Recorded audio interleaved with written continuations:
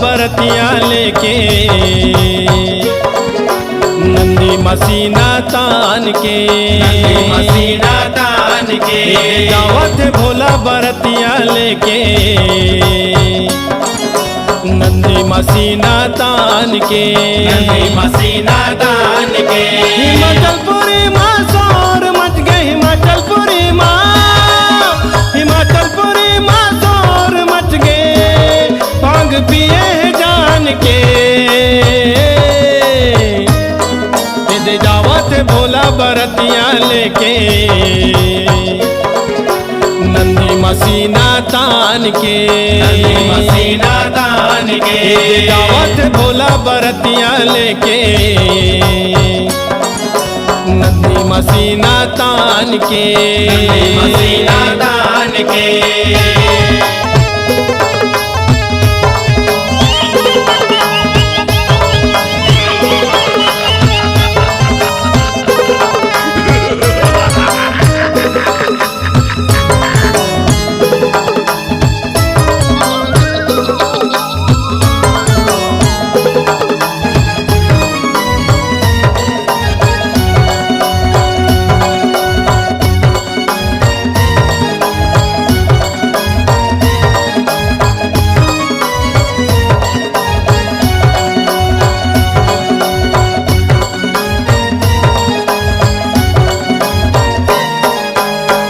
दाई के सखी मंदे के देखा थे मुँह लफारे, देखा थे मुँह लफारे का बोला, देखा थे मुँह लफारे बड़ा अलकर हा भोला भाला वो गला में सांप के हारे, गला में सांप के हारे का बोला, गला में सांप के हारे गौरी दाई के सखी मंदे के देखा थे मुँह लफारे बड़ा अलकर हा भोला भाला वो गला में सांप के हारे।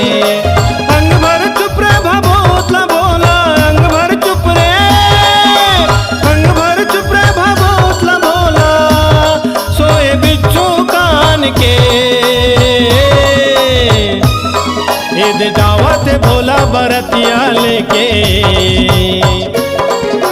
नंदी मसीना तान के, मसीना तान के दावत भोला बरतिया लेके नंदी मसीना तान के, मसीना तान के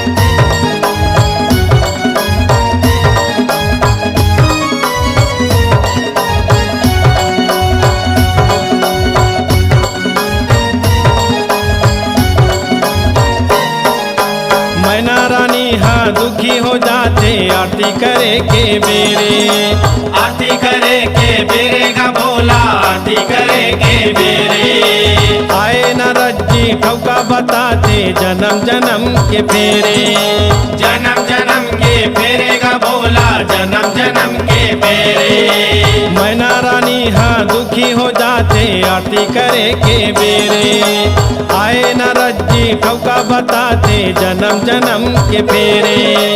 अविनाशी है जगतपति वो अविनाशी है, अविनाशी है जगतपति वो पाए उमा वरदान के। ईद दावत भोला बरतिया लेके नंदी मसीना तान के, मसीना तान के दावत भोला बरतिया लेके नंदी मसीना तान के, मसीना तान के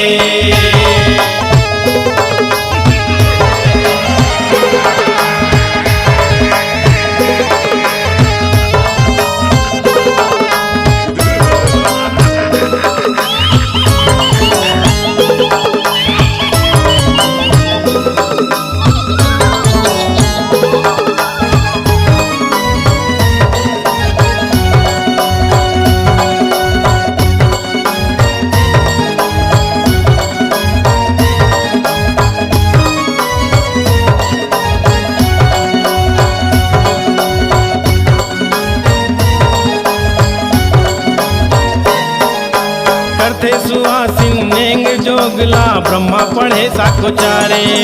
ब्रह्मा पढ़े साकुचारेगा भोला, ब्रह्मा पढ़े साकुचारे। शिव शक्ति जावर जोड़ी बने हैं सातों भावन लागी जारे। सातों भावन लागी जारेगा भोला, सातों भावन लागी जारे। करते सुहासिन नेंग जोगला ब्रह्मा पढ़े साकुचारे। शिव शक्ति जावर जोड़ी बने हैं सातों भावन लागी जारे। तारा तेरे तोरे जसवा गाए, तारा तेरे तोरे जसवा गावे, हवे अपन मान के। ईद जावत भोला बरतिया लेके, नंदी मसीना तान के। नंदी मसीना तान के।